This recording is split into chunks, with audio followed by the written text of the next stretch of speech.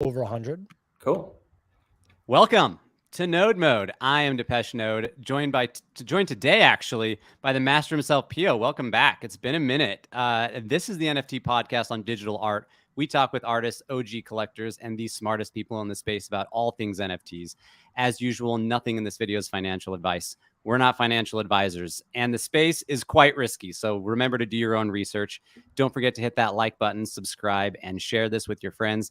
We love spreading the gospel of digital and physical art these days. And today we are joined by an incredible artist. His work is global, and he's collaborated with the largest brands and personalities in the world. I don't want to say anything more because we got some good stories to share. ThankYouX. Welcome to Node Mode. How's it going, man? Thank you. Yeah, I'm good. A little stressed, sleep deprived, but I'm good, and I'm excited to talk to you guys. Looks like you're actually in your studio. Is that right? Or is this just like a staged backdrop, you know? Yeah, it's just a Zoom background. No, it is my studio. This is where I make the majority of my work. Yeah, for paintings. Dude, I absolutely love it. I feel like we should start off with the name. I know you've shared this before, but a lot of people don't know. Let's start off with, where did ThankYouX come from? I think this is a great backdrop to like as an artist and where you're headed. Sorry, it froze for me for a second. Can you repeat that? Oh yeah, I was gonna say, let's start with your name. Where did the name come from? All right, so back, let's see, when I started in 2009, I was just kind of back before then, I was just doing a bunch of like random graffiti street art stuff. And about 2009, I started putting up this image of Andy Warhol, and underneath it, I just wrote "thank you" and then signed it with an anonymous X. I was working like a super corporate job at the time and just needed to do something for myself. So I started getting back into like going and doing street art again, like when I did when I was a kid. And I was just putting these posters and stencils and murals all over town, just like saying thank you and then signing it with an X. And then different art blogs at the time just started to referring to me as ThankYouX. And so the company I worked for at the time was kind of like, we were a music merchandising company. So we did like branding and all this kind of stuff. So I thought I saw it and I was like, what the hell is ThankYouX? And then I was like, oh, well, let's see if anyone owns that website. And it was available. I was like, okay, this is something here. So you know how like a lot of times people will give themselves nicknames and they try to sound cool or whatever, and it doesn't kind of work. So this one, I was like, I've just been always critical of like things like that with my own stuff. So I was like, all right, well, let's see how this works out. And so I just started referring to myself as ThankYouX. Dude, that's killer. So this was given to you. It was like it just kind of organically happened. When you were working at this company prior, were you doing artwork for them as well, or is this separate?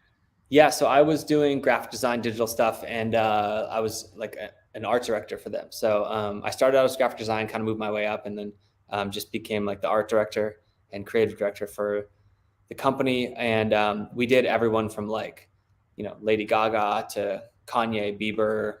Like it was a really big company owned by Universal Music. So basically like the biggest names in music, I had a hand in on doing like the merchandise stuff. So yeah. Oh, wow. That's amazing. So at that point, were you still doing your own art and trying to build your own kind of name? And how did you transition away from that company? Yeah, actually, it's funny because I wasn't trying to create any sort of name at all. I literally was just doing it because I was pouring all my creative stuff into like, a Green Day tour or something like that. And I just felt like I needed to do something for myself again because I hadn't really touched art for a bit. I'd taken a couple years off and I just started making stuff again when I would go home from work. And then I was like, oh, okay, cool. Like maybe I could put this on the streets and see what happens again. Because like when I was a kid, I was just going out in my like suburban Orange County town and like tagging whatever, not like no rhyme or reason, just like writing something on the wall. And That's then a big problem in Orange County. Don't do that in Irvine. Yeah, I lived in Irvine actually for a while. I lived all over Orange County, so like basically like very nighttime sleepy towns that I lived in. So like my mom basically would know when I did stuff because there wasn't a lot of like graffiti stuff, and so like there's not a lot of shady stuff going on out there. That's like the biggest deal, man. There's a lot of shady stuff. It just came in different forms of like more like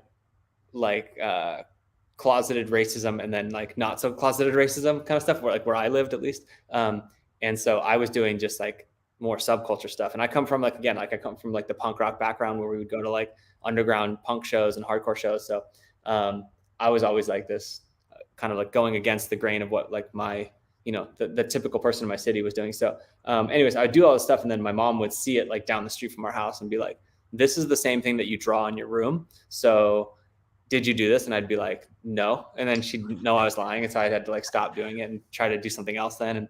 And so like, it wasn't weird. It was weird. I was never trying to get like away from the cops. It was more like, I didn't want my mom to see, and that was like when I was like younger, but so when I was working at this company, I felt like, okay, cool. I can start, going back on the streets. And now that I'm in LA, like street art was everywhere. And so I felt like inspired again. And so I started just putting stuff out and and it was just literally to fulfill my creative needs, and do something that meant nothing for anyone else except for myself.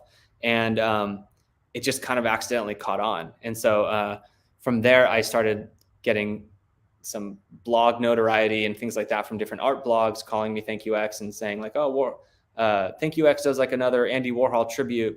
And so yeah, kind of just like saw that and doubled down on it and would go out like every single night. I started making friends. It's honestly a lot of parallels to like the NFT space.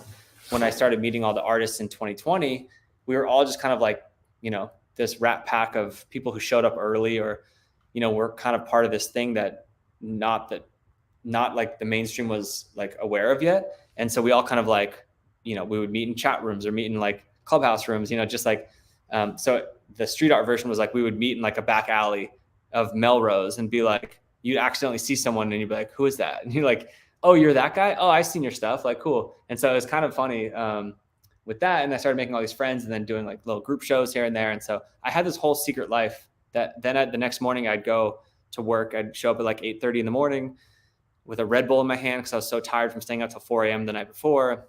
And just, repeat that every night for like a year and a half straight. And at that point, I just kind of like had figured out like, okay, I can get some group art shows, maybe sell for something for a couple $100s here and there. My rent was really cheap. I shared like a house with like 6 guys, and you can imagine how like messy and gross that was. But anyways, my rent was cheap.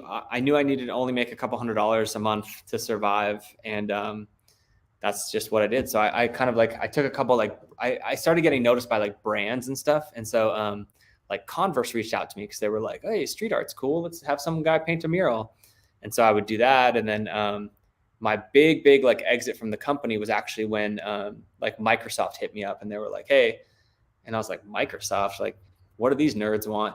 And I was just like, oh, I don't really want to do that because I don't want to like play by the corporate rules and blah, blah, blah. Like I already do that for my day job. So this is a separate thing.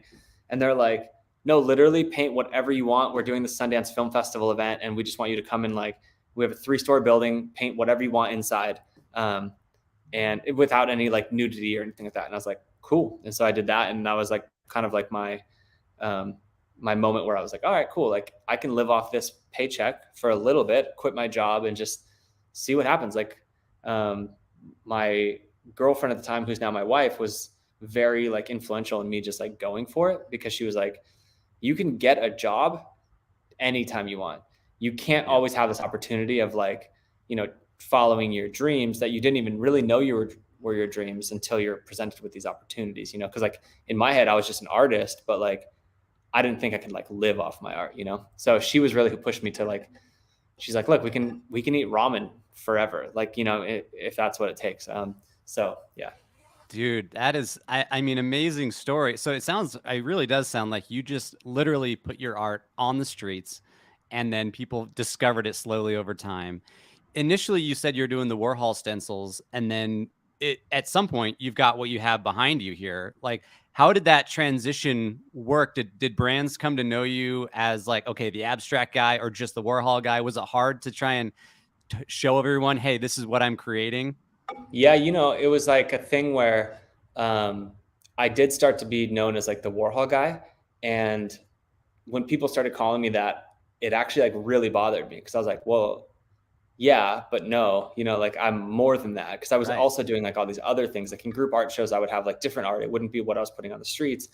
And so I kind of had to figure out, like, you know, at that point, like when I stopped wanting to do Warhol stuff, I'd been doing this for, 2 or 3 years now. And I was like, I can't do another Warhol. I'll kill myself. Like, I just like, I love Warhol, but like, I don't want to be known as the guy who's just doing like painting a portrait of another artist. And so,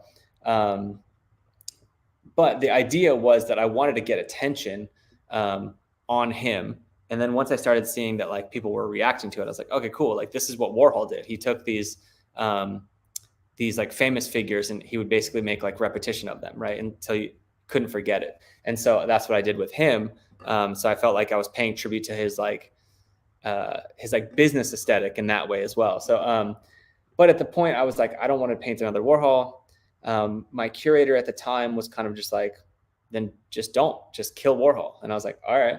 And that sounded fun to me, like just saying kill Warhol. So I just said like, all right, I'm not doing Warhol anymore. And so like, I was like, last chance to get like a Warhol painting. And so I did I think like 2 more commissions that I was selling for like maybe like $500, $700 or something like that at the time. And I basically saved up enough money for that, like to be like, okay, now I'm at the point where I can just start experimenting, right? And at the time I was like more influenced by like a Frank Stella than I was like a Shepard Fairey or Banksy. I still love those guys, but they weren't like as, I don't know, like influential anymore for me. So I started more looking back at kind of like the like, 60s and 70s artists that I was like inspired by. And I knew that was my biggest inspiration. Actually, my biggest inspiration was like full minimalistic, but I felt like it was too big of a jump. And I also felt like it was too big of a jump to go full abstract. So I started messing with patterns, and I started messing with geometry, and I landed on these cubes. And so I was doing these like big cube pattern paintings, and that led to big cube pattern murals. And then from that, I was like, so that was kind of like my middle phase with the cubes. And basically the next step was like to go abstract. And what I felt like is, if you were looking at these cubes under a microscope, it's like similar to like, you can see all the cells and the movement and stuff like that. So that's where I kind of found like the full abstract. This is awesome. I'm just pulling up some of your work here now, and this is kind of currently what you have. I mean, you can see what you've got behind that piece you, right there. Phineas owns that piece. Oh, really? Nice. Yeah. I love it. I absolutely love it. So right these days, do you find yourself doing a lot of your, I mean, what's, I guess, the breakdown? Do you do a lot of murals still, or do you still want to do your own paintings? And then, I mean, we'll get into NFTs in a minute, but are you kind of going all, like, how do you manage what you do and what you want to do next? Yeah, I don't know. Like at this point, it's like more thought out, like, than it used to be, where it's like, okay, cool. Like, here's what the next few months will look like. Here's the project that I'm going to focus on for the next 6 months to a year, and that's kind of a lot more healthy for my brain, rather than like scrambling of like, what's next, like jumping from project to project. I try to do like less projects with more impact, if that makes sense. So I still do a lot of just purely physical paintings. I still have like a good collector base that, like, I have a waiting list and all that stuff for my physical pieces that have like no NFT attachment to them at all. But what's cool about my NFTs, like if you look at all the digital stuff, it's like everything still starts as a physical painting in my studio. So like, take a painting and scan it, or high res photo, and then kind of bring it into 3D or animate it somehow through that. So obviously, like if you've seen any of my NFTs, there's like a bunch of different variations, but it all starts as like a physical piece. And like the thing with NFTs, so I got into it in 2020, and I always had this like obsession with technology and how my art could fit with it. And for me, I've always felt like, or not always, but like for the long time, I thought it was going to be VR. And I really loved VR. And I felt like, oh, okay, cool. This is this new next big wave. People can experience my art. They can go into this world that I paint and And I did all this stuff in VR, and then it kind of just never went anywhere because the distribution really wasn't there. because things like Instagram and whatnot, like didn't really accept, 360 and stuff. So, so then that fizzled out, and then 2020 came around, and the same people I was kind of like talking a lot VR stuff with, it was, they were sending me these links about like NFTs, and specifically kind of like what Blau was doing at the time.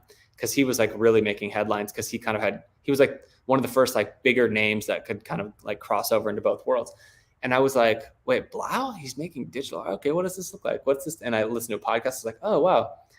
Okay, cool. So it's on the blockchain. I knew about the blockchain from crypto stuff. Like I was very limited knowledge of crypto in like 2017, 18, when I like bought, Litecoin and Bitcoin, and, then lost it all, and then, gained some of it back. And then, so I knew a little bit, right. And then it just interested me. And yeah, so, fast forward to now where I kind of like am still, bridging that gap between the physical and the digital in my mind. And, still actively doing both, I also, though, like the way I approached NFTs, because when I first saw it, I was like, okay, cool. What is this? Okay, cool. None of this art looks like mine. So maybe there's a reason for that. And nobody wants this here. Nobody wants like kind of fine art or whatever you want to call it. They want like these 3D mannequins, or just like all this cool art that I saw, or like they want like, I don't know, like generative stuff. And I was just like, yeah, this stuff's all awesome, but like, it's not me. And so like, I don't know. So I then got into it with Jay and Silva, who was like my brother in the space. We walked into the space together. We collaborated on it, dropped on Nifty Gateway. And we had zero expectations. We're like, everyone's going to hate us. He's like, no one does photography here. Cause he was like the first photographer to do like an actual series. And I was the first kind of like abstract artist that I saw. I mean, I'm sure there were more, but I was like the first one. And so our mentality was like, well, let's fail at this together because we're still excited about it. And then it went pretty well. And so we just kind of ran with it. But, when I started doing my like solo ThankYouX stuff, it was kind of like, all right, well, what does this look like? How can I bring a painting into this world that like, have NFTs? It has to be different enough for my paintings, but still match it. And the concept that I had was like, all right, well, what if I conceptualized like art exhibits that I would do? Like, what's a sculpture look like? What's like a full museum takeover look like? And it's almost something that like, if you could imagine like sending, the MoMA a 3D rendering of like a full takeover. And I was like, okay, cool. But then these will be the NFTs. So essentially it's like a plea for museums to like accept me, but then, yeah. So I don't know, that was kind of like my case for it, was how do I make sculptures and like build out rooms and still have it feel like it's my touch to it, I love that. And I love that you don't want to, it's like you're not going to try and bend or change your artistic style to fit the medium. It's like, let's find ways for the medium to support what you love, right? Which I think is really cool.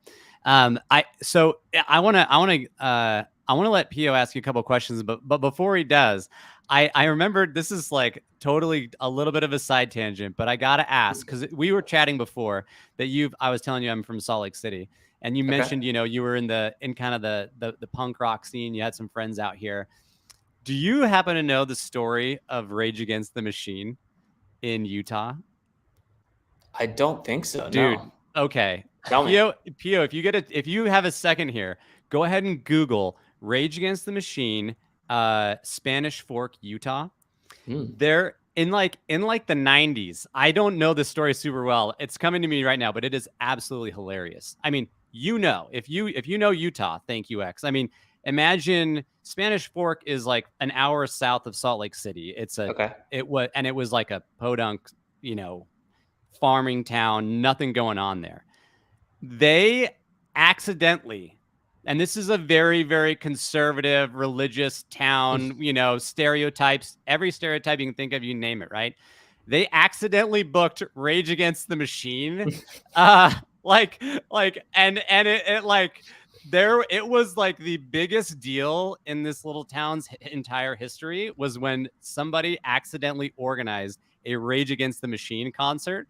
and it was like people were freaking out. They literally thought the world was gonna end Yeah, because Rage Against the Machine was coming to town, and it was like, I mean, it is just like an absolute legendary story. I wish I like could remember it better, but man, it is so funny. I just thought you'd get a kick out of it because like you can imagine Rage Against the Machine coming to this tiny little farming town in Utah in the 90s, just epic. Dude, that's insane. Yeah. Yeah. I remember like, it's funny because I toured with a bunch of bands and stuff, and we played like St. George and like Utah, like Park City, Salt Lake, all these things. Oh wow, is this Spanish? Yeah, they have like, it's like, it says today's the anniversary of it. Like September 11th too. People still do this. It was so funny. I don't even, it was in 1996, I guess. But yeah, dude, this was absolutely legendary for anyone that that likes the band. You know, I'm a big Rage Against the Machine fan. I really liked them growing up. But yeah, you think about this town is like just populated by the most conservative people on the planet that like probably thought that the devil himself was going to arrive, and it was just the rapture. It was the rapture. Yeah, dude. Yeah, absolutely legendary. You should check out Zach's first band, Inside Out. They were like a punk hardcore band. Yeah, they were like a straight edge hardcore band. They were on the other side of that, I'm noticing your hat. We chat about this for a second, but like, man, I'm also a huge fan of Enya. Is this Enya, the incredible musician that you've got on your hat that you're repping right now? Fuck yeah, it is. I love Enya. Yes. Yes. So when I was a kid, my mom, single mom, like, you know, she would always like blast music in the morning while she was getting ready for work. So it'd be like Cyndi Lauper, The Cure, Depeche Mode, Enya, Enigma, like just like Andrea Bocelli, just kind of like this very wide range of like things. And I just always remembered Enya because it was like, it felt like it was like a cult kind of. Like I felt like if you listen to it, like you should be wearing all white and like praying or something, but it's not religious, you know. It's like who can say? It's just like very like chanty, and so like I don't know, like I always like thought it was fascinating. But then my mom passed away a few years ago, and I don't know, like I kind of got back into Enya like through maybe like trying to like just honor my mom or something, and I just started listening to it like a ton, and I became like kind of obsessed with it, like somewhat ironically, but also not. And I always kind of like growing up in like the punk hardcore scene, like everything had to be like, fuck the mainstream, like underground, like, oh, you like that? You're a poser. And then I started kind of like, as I was in that scene, liking certain things that like you weren't supposed to like. And I started thinking, well, like, isn't it more punk rock to just like own what you like rather than having to like fit into this uniform thing that like we're supposed to be kind of like against the grain, but you're telling us what to do. And so I started like throwing away the idea of a guilty pleasure and just calling it a pleasure. And it's like, oh, you don't like it, or you think it's like corny that I like this? All right, cool. Like whatever, like that's good. Like that means I'm doing something right. Like that's punk rock. So I love challenging people on this when they're like, oh, you like this? And I was like, yeah, it's punk to like that because you're not supposed to like it, you know, like I'm not supposed to like that. So yeah, I like that. And so, so I love Enya. I hate the Yankees, but I saw this bootleg that someone was selling online, and I was like, oh my, that's the most genius idea I've ever seen. And I bought it, and yeah, here we are. Enya is an absolute vibe, dude. Yep. She's one of the goats, for sure. Okay, Pio, I'll let you ask some questions now. I just had to get that Enya question out of the way, you know. And that's a wrap. Thanks for coming, guys. We got the Enya plug. I love it, man. I also think Enya's music's really interesting. It's funny that's like, you know, one of the artists that you've gravitated towards. So, you know, ThankYouX, man. I got onboarded to the NFT space through Nifty Gateway. So I basically was able to kind of watch, you know, a big kind of, or I was able to just witness like your kind of rise to prominence in the NFT space from pretty early on. You were earlier than me. I got in early 2021. Obviously you were already in the game at, you know, by that point. My first question is like, what is it about Andy Warhol's work specifically that had you so attracted to it? Because, you know, in his era, there's all these other huge names. I live in New York, so you see Basquiat stuff everywhere, Keith Haring stuff. Like, there's so much inspiration all over the city on people's clothes, on restaurants, in bathrooms. It's all like, you know, Basquiat, Haring. I mean, obviously Warhol. What is it about Warhol specifically that had you, you know, kind of, you know, so drawn to it? Well, so a lot of things, right? Like I have a book somewhere around here. It's called Andy Warhol Enterprises. And it was like a lot to do with like his business side as well. So one thing you mentioned, Basquiat, right? Like part of the reason for Basquiat's huge success is because of Andy Warhol. Andy Warhol took him under his wing early on. He kind of discovered him. He didn't like discover him, but he kind of helped like co-sign for him to a lot of people.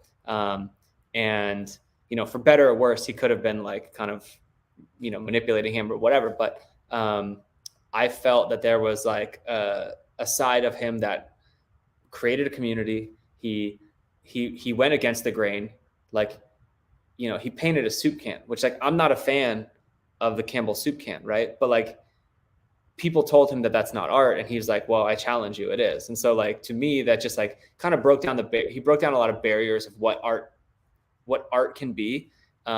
Just like if you think about like the traditional art world saying that like JPEGs aren't art, right? So like we can challenge that, you know, and like we like, I don't know, like you can kind of open your mind to what art can be. Obviously like the main inspiration is like, you know, his use of color and his boldness and stuff like that. So that was like the initial attraction. Then as I dove deeper, I became like more of a fan. He was kind of like, it's similar to like Steve Jobs, right? Like you can love Steve Jobs and still accept that he was probably an asshole and like, you know, probably did some bad things. I feel actually the same about Warhol. Like he definitely like ran a business, you know, but he was still an artist and he still like opened the doors for a ton of people. And yeah, I think his impact on culture and art and fashion is just undeniable. And he was like one of the earliest people to experiment with digital art, you know? So, yeah, I'm a fan on like multiple levels. And I think that like what he created with the factory was this kind of home for people that didn't have another place to go. So he took in a lot of like, you know, homeless people, like LGBTQ people. Like he was very early, like supportive of like, no matter what your background was, you're welcome here, right? As long as you're like a good vibe and, you know, you like what we're doing over here. So that always stuck with me, and he uplifted a lot of artists, you know? So yeah. Yeah, I mean, he was definitely a gnarly guy. If you watch that documentary, he was one of a kind, you know, to say the least. Okay, and so I love hearing you. I've heard a lot of interviews with you where you talk about your influences like this. I've heard like you know, a lot of this kind of content on other interviews as well, and I think that you do it in a really interesting way. Are you influenced by other like kind of podcast or interview style content? Because I find that a lot of times when I listen to artists in interviews, you know, a lot of the focus can be on like their work and themselves, which obviously is great. If you're getting interviewed, you have to talk about yourself. But the way that you actually talk about Andy Warhol, talk about, you know, your influences and what you see in the art world, it almost seems like, have you consumed a lot of like interview content with artists, whether it's like, you know, fine artists like yourself or musicians or artists from other mediums?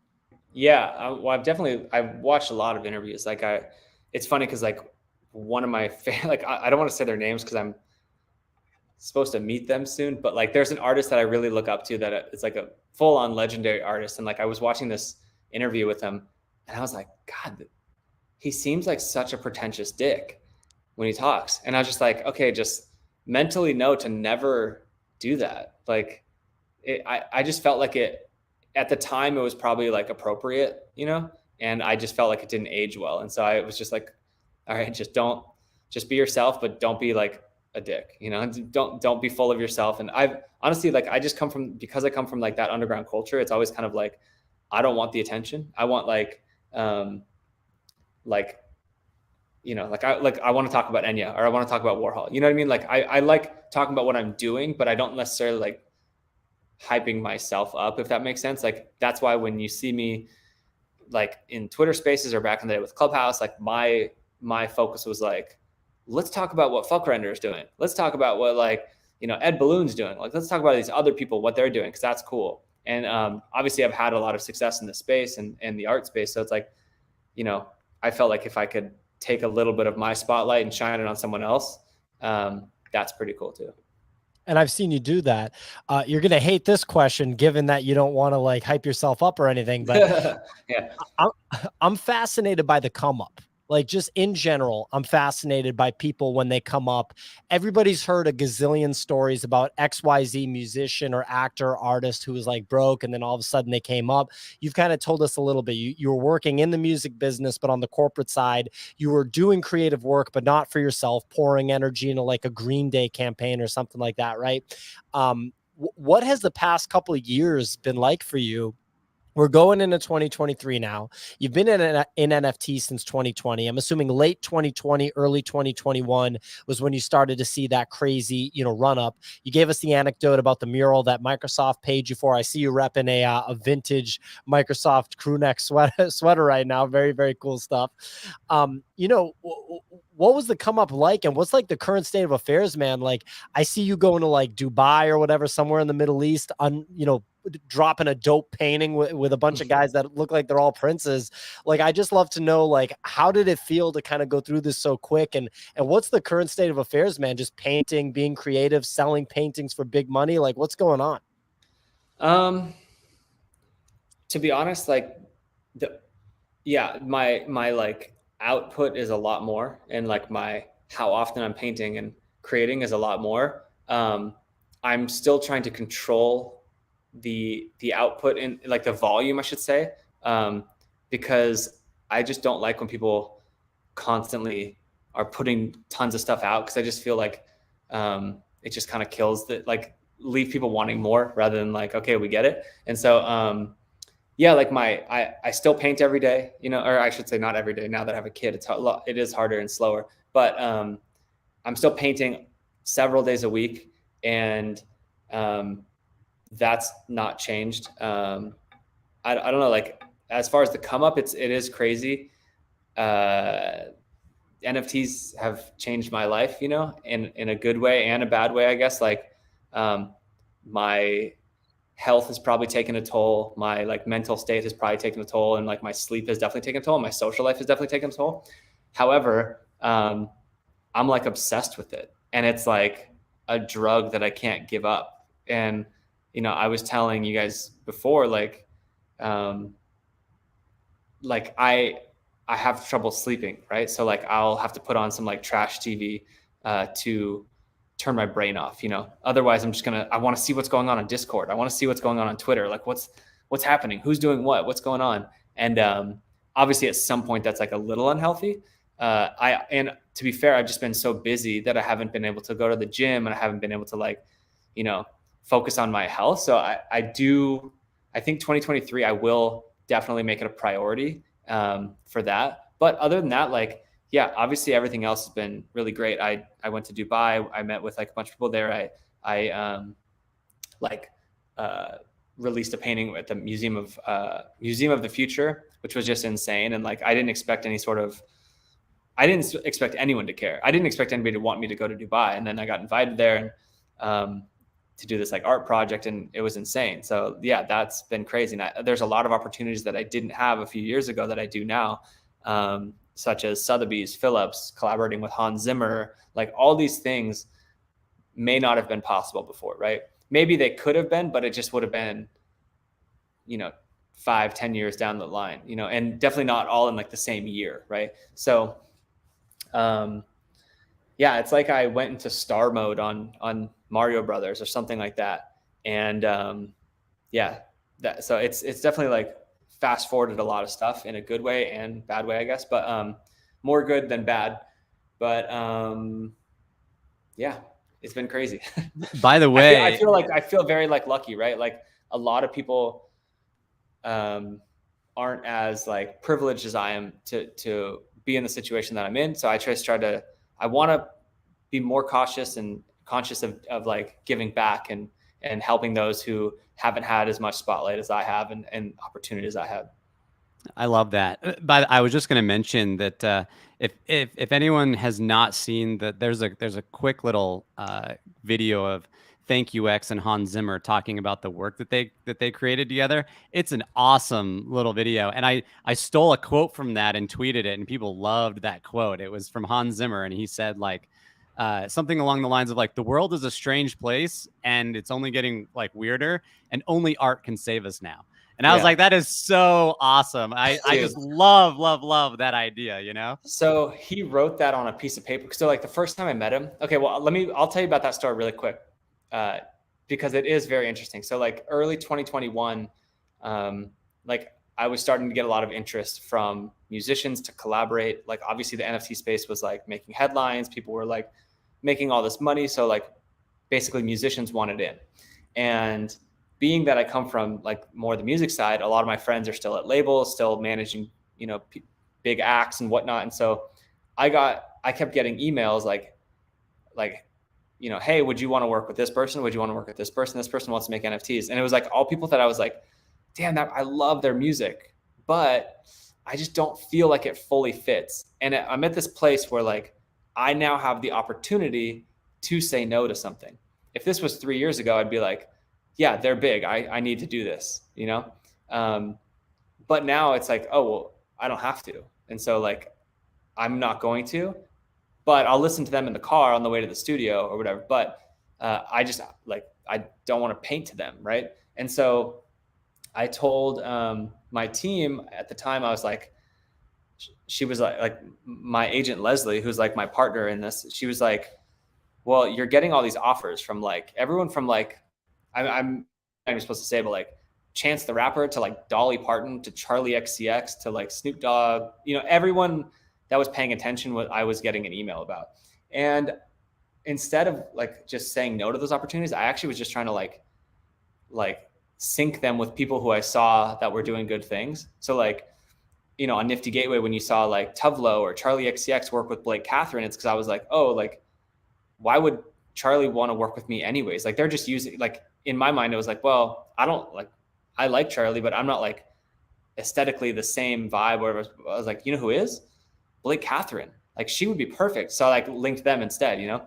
And I told my agent, I was like, honestly, I don't even think I would do a music collaboration at this point. Cause like, you know, I don't need to necessarily. So why force it?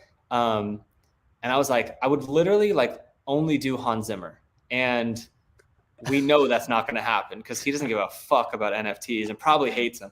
And so like, and she was just like, oh, that's actually really interesting. And I was like, yeah, I don't know. Like that's, you know, and then she said, all right, well, let me see what I can do. And I was like, yeah.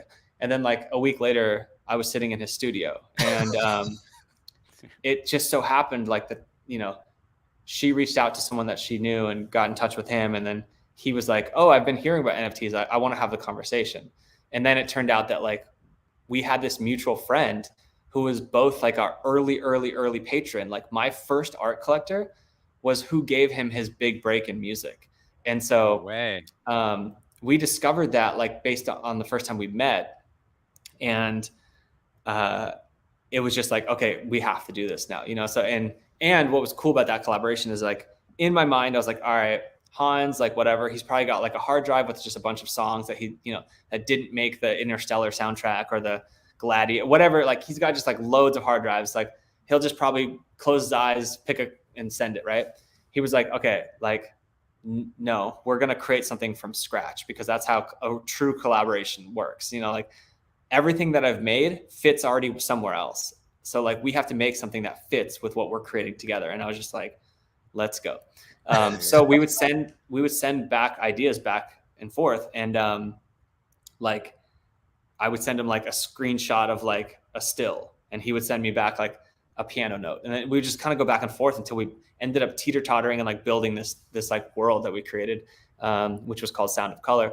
And yeah, it was beautiful. And it was so funny because we had started talking about it in March 2021, and we didn't release it till July 2021 because we kept like pushing back because we wanted to get it right. And we did this thing on Twitter where I said, I'll never work with a musician for NFTs. I just don't see myself working with an NFT or with a musician for NFTs.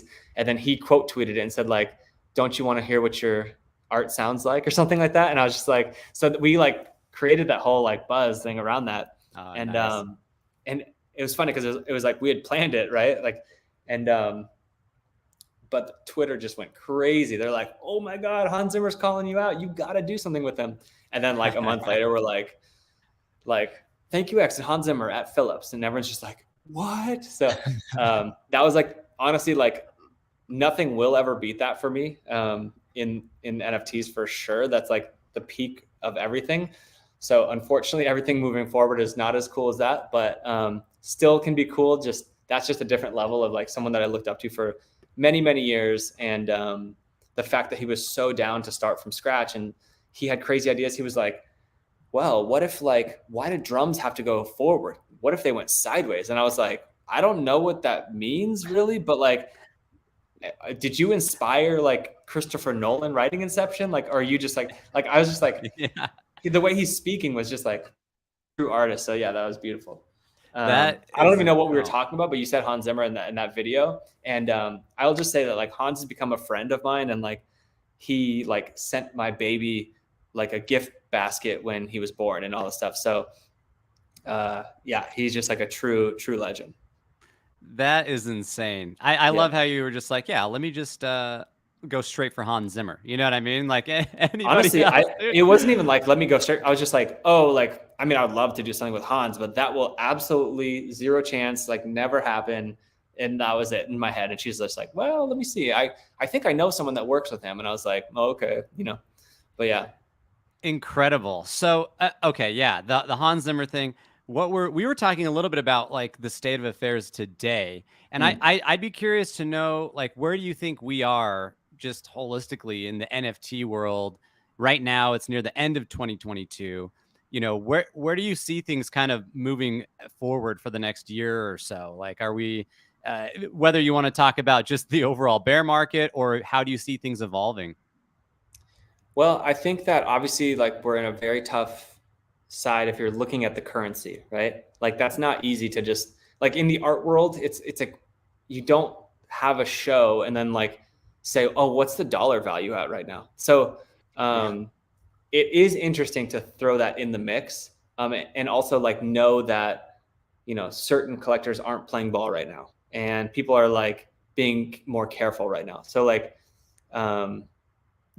taking that into consideration, I still think I'm very, very bullish on Web3 as a whole and technology of NFTs as a whole. Because from my side, I'm still seeing so much interest from corporations, from like the art establishments, such as like the MoMA, the Whitney, like all these companies are putting like big money into like moving towards a lot of like digital stuff.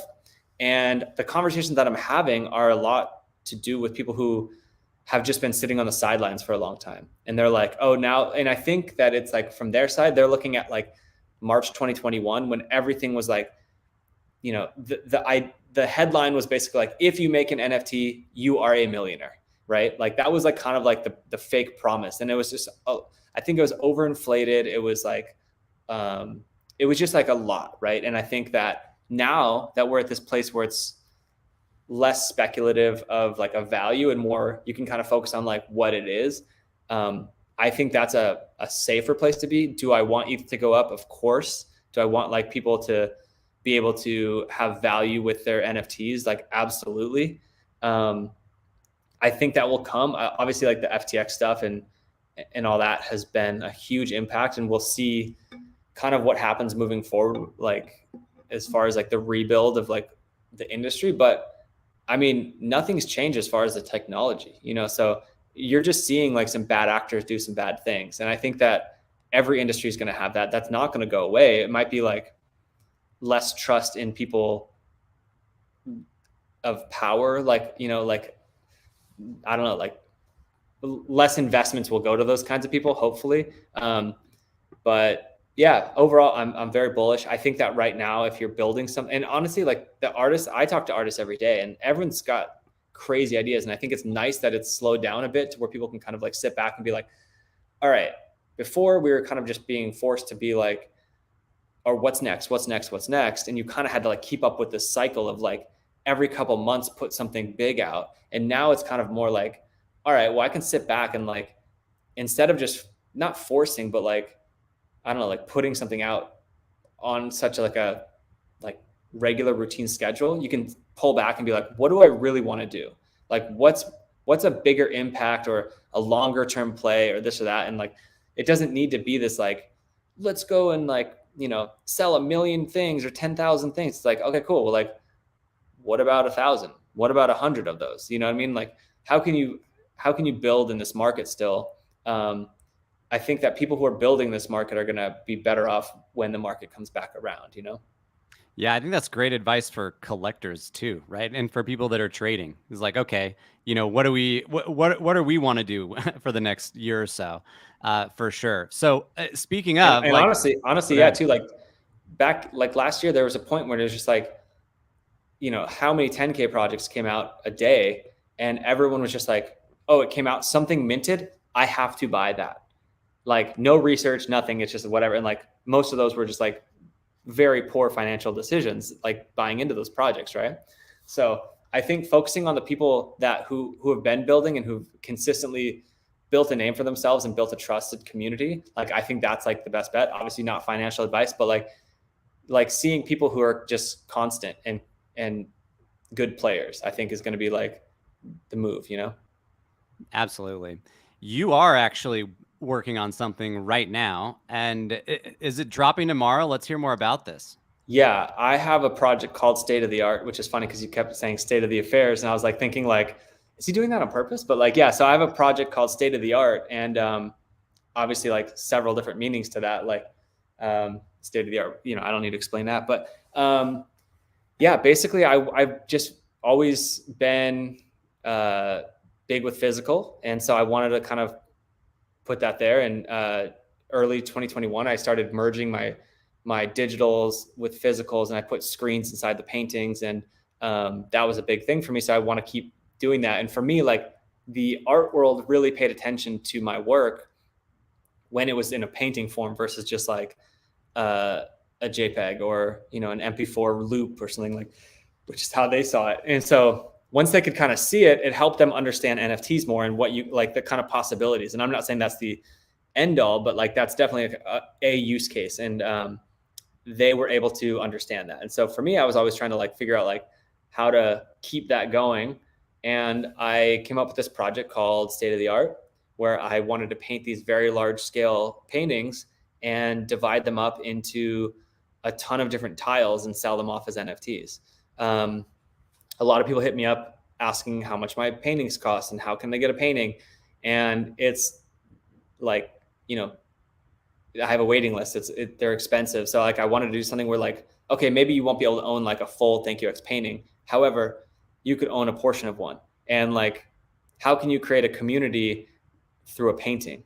Well, if you look at like Bored Apes, people have like parties, group chats, like all these things. They have like merch, like all these things that they've kind of created through like, oh, we're the 3D glass gang, we're the orange beanie gang, we're this, that. So like in my mind, I was like, well, like imagine if I owned, a fraction of a Warhol, right? Like, and what if I had a square from a Warhol painting or a Basquiat painting? Like imagine if you had something that was like, half of a face, and then like, maybe like someone in Wisconsin owns like the one next to you, and then you can chat online now and be like, oh no, I love that piece. Like, would you ever trade? I would love to have both of these next to each other. And so that's kind of what I wanted to create here, was like this situation where you could have a collection that wasn't a PFP. It's purely art.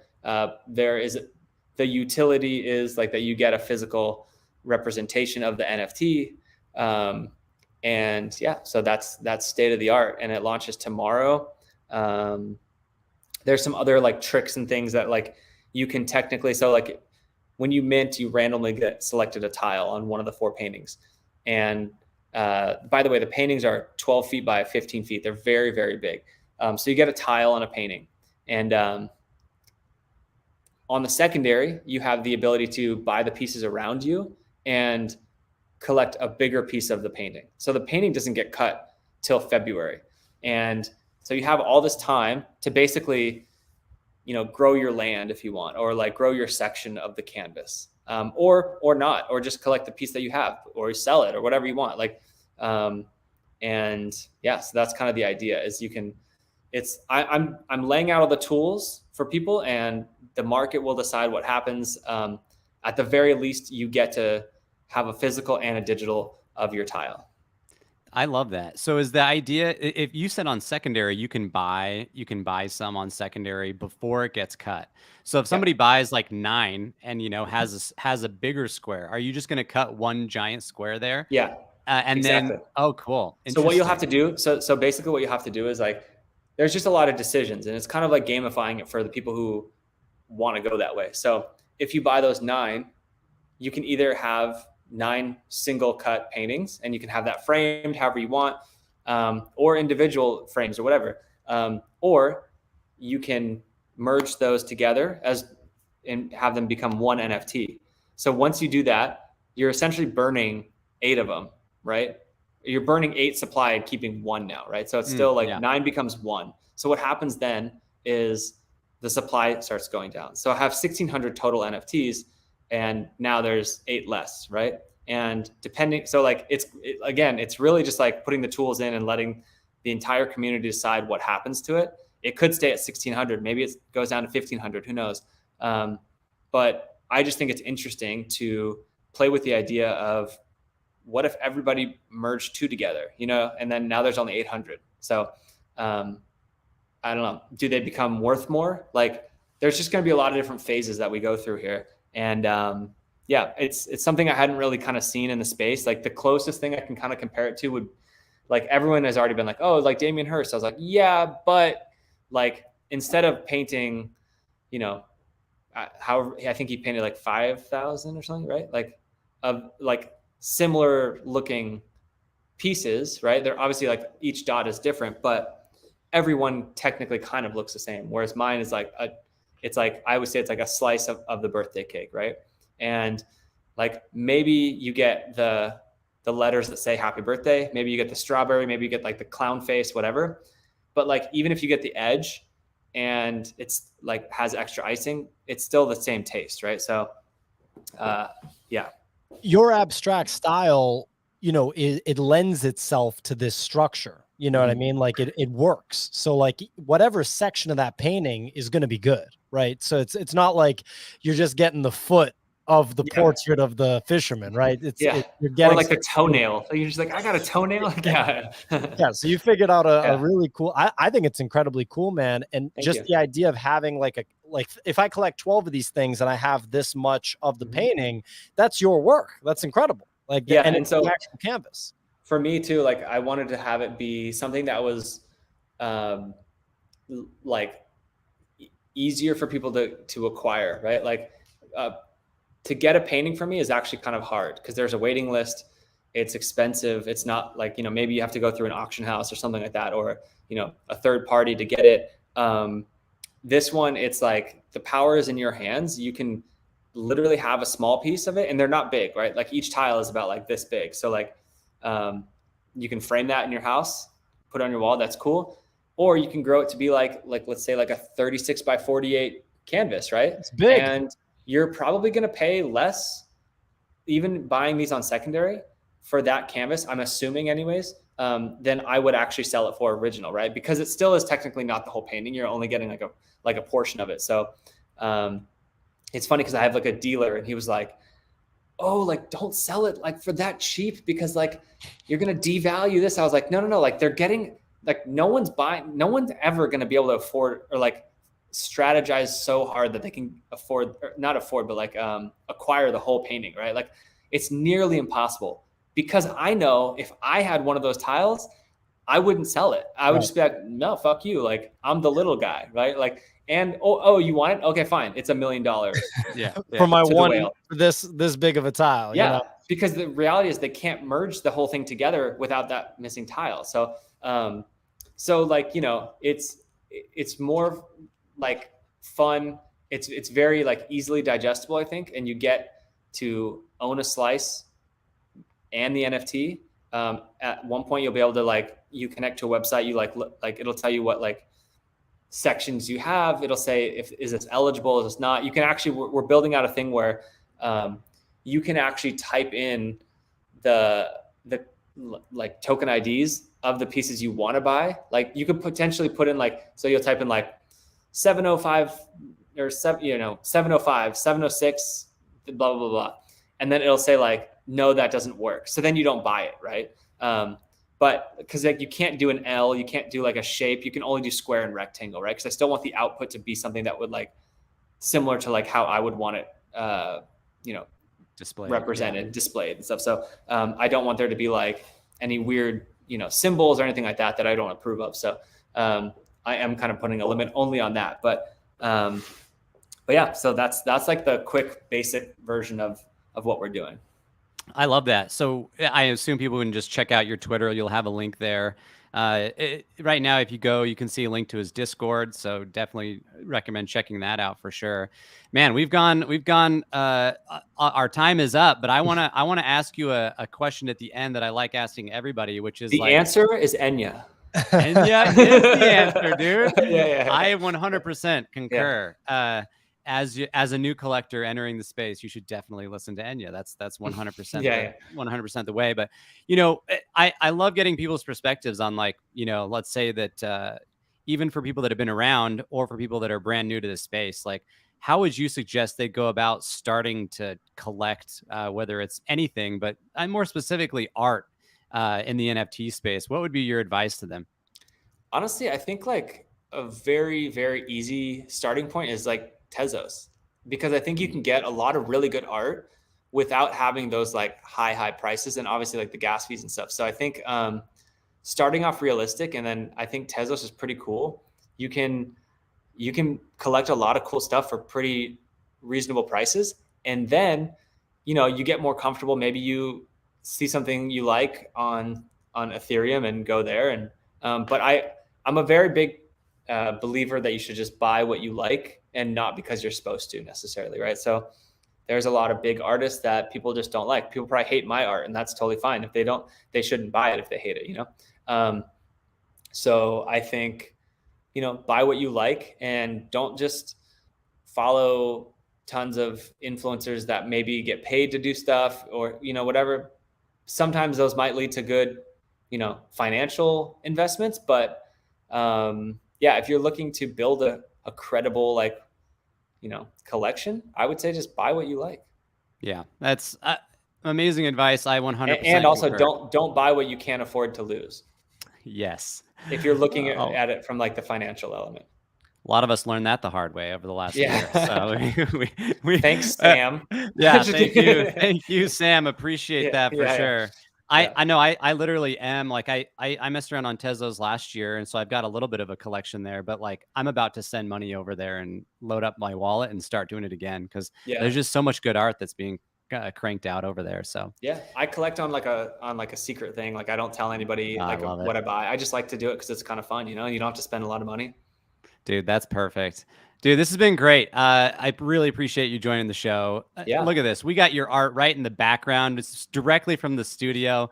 This is legit. ThankYouX is an Enya guy. I mean, look at this. We're getting the messy full ass tour studio here. right now. Yeah. This is as authentic as it gets. Everyone check him out on Twitter. We'll have the link in our description in the YouTube. And we will see you guys next week. Thanks again. Thank you. ThankYouX.